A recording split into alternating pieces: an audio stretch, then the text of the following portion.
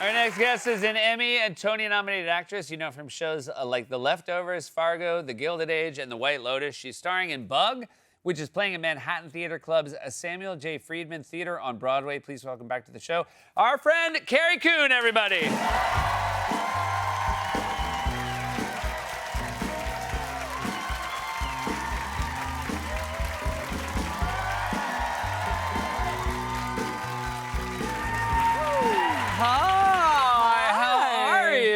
A little tired. I would imagine. You're on Broadway, my friend. I'm on Broadway. You're on Broadway. Back on the Broadway. Thank you.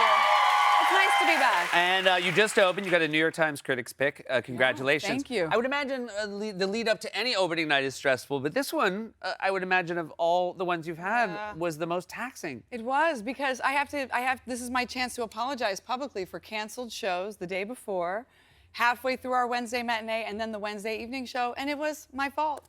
Wow. It was my fault. And how many times in your acting career has this show been canceled because of you? I have missed one show. Okay. So this was gastrointestinal distress. You yeah, can't be naked with that. Yeah, you can't. So we were doing the matinee, and there's a moment where I squirt fake blood into my nose, and as soon as the fake blood hit my throat, I started to cough, which, you know, it's not unusual. But then I realized that my throat was closing every 12 seconds. Oh, no.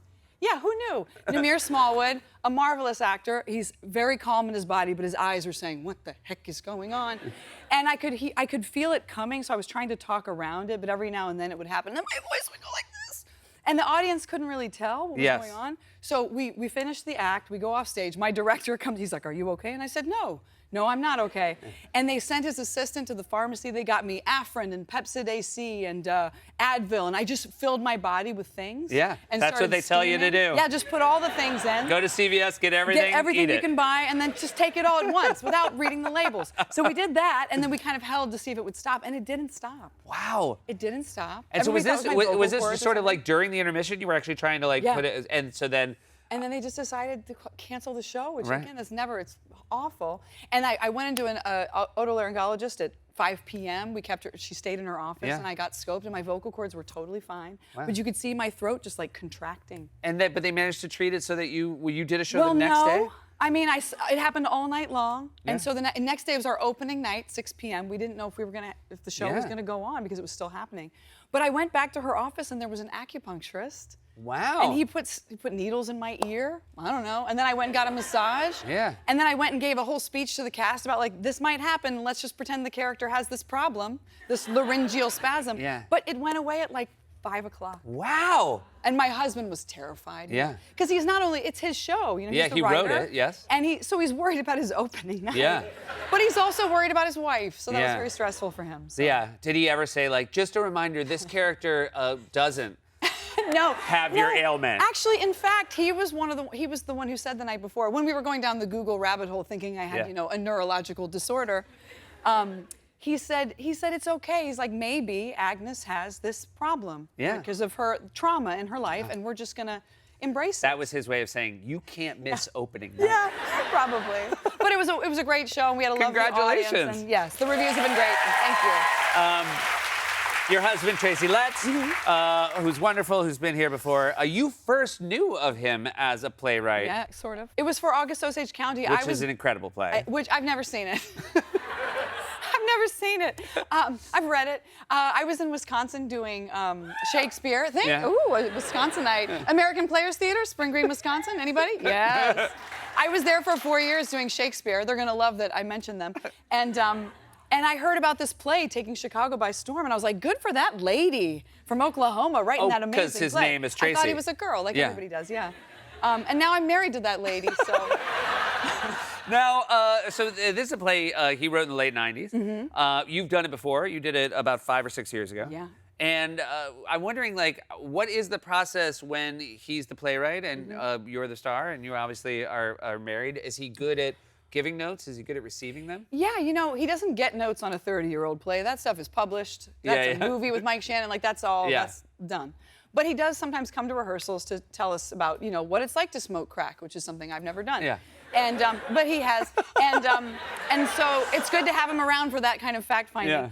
But you know, he has a good relationship with our director. Yeah. Obviously, the director is the person giving notes. But And not every Broadway director wants the writer that's in correct. rehearsal. Yes. And most writers are dead. So Yeah. he's our greatest living playwright. Yeah, yeah. And so when he, you know, but every now and then when Tracy's there, he'll like drop in. You know, he gave me like 2 really, really great notes Yeah. during preview period. And we only had 1 week of rehearsal Yeah. because this was considered a remount, even though it was 4 years ago. Oh that my we did God. it. How does Yeah. he address you when he's giving you notes? Because it must be weird that, you know, obviously Carrie Coon. Yes, sir. That's how we. He really He uses says your Carrie full Coon. name? He does, yeah. Wow. Yeah, it's kind of sweet. I mean, it's kind of a turn on. Powerful. Yeah, powerful. very I'm powerful a to sucker use. for Yeah, a I'm gonna powerful start man. using my wife's first Yeah, and try last it. name. Try it. I'm gonna Shake try things it. up a little I bit. gotta try something. I gotta try something. Well, you know, it's hard. Monogamy is hard, honey. I'm gonna come home and be like, Alexia. She's gonna be like, ugh, who Excuse told me? you? Am I in trouble?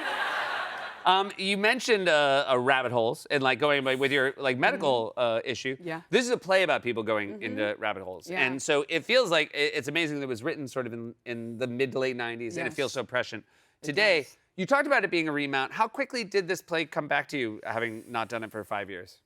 I was scared, you know, the second time, because we did it during the pandemic, and Yeah. then the pandemic shut us down. So the audiences got quieter and quieter, and we were talking about like the government implanting a virus or whatever. Yeah. So Weird timing. Yeah, weird timing. We brought it back to reopen the theater after the pandemic, and it was the rise of QAnon. Yeah, yeah, And then the conspiracy thinking was really kind of the focus of it. And now, you know, I was 13 weeks postpartum the second time we did it, so I don't my remember any goodness. of it. I thought there's no way it's still in there. But, you know, we got in and did a workshop, and it's surprising what your body remembers. Yeah. And then it just goes another layer deeper. And then you have the privilege of doing it in front of the audience now, and when it's a good play, you know, the play stays the same and the audience changes. And so I think what the audience responds to now is a line like, we'll never really be safe again. Really, like I said, I'm really fun at parties.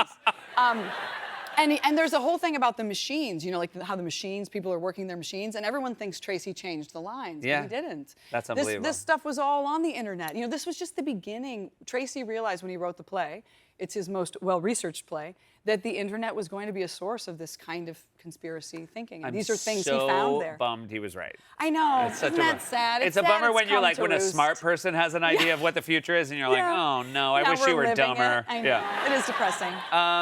2012 was your Broadway debut. Yeah, Who's oh Afraid gosh. of Virginia Woolf? Yeah. What was your first reaction to like being in a Broadway theater?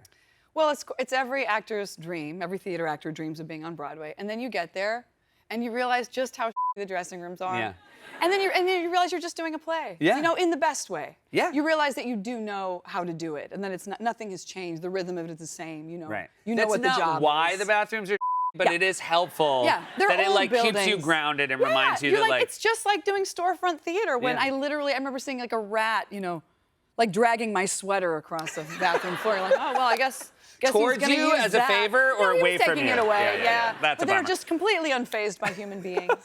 Yeah. Did you? I mean, Broadway must have changed a great deal, even though 2012 doesn't feel that long ago. But it does feel like all media, it's just shifting so quickly. Yes, I mean, the economics have changed. We live in a country that doesn't have a lot of government support for the arts. I don't know if you noticed that. Yeah. So everyone's fighting for the same dollars. So anymore, you know, producers and theaters, they have to consider the Q rating, the sort of popularity of the Yeah. people they put in a play.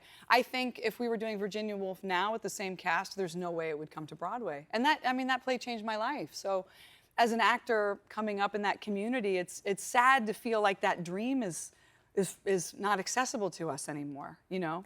But that's just the economics of making art in a country where there isn't support for the arts. It's very hard. Well, it would be lovely if one of the futures, maybe ask Tracy to imagine this future and have it come to pass that maybe there's one day where the government will support artists the way it Wouldn't that supports be other lovely? people. We can hope. We can hope. Let's for it. hope. Yeah. It's so lovely to Thank see you you for again. having You guys, me. this is Carrie Coon. Thank you. Bug is playing at Manhattan Theater Club. Samuel J. Friedman Theater on Broadway. We'll be right back, everybody.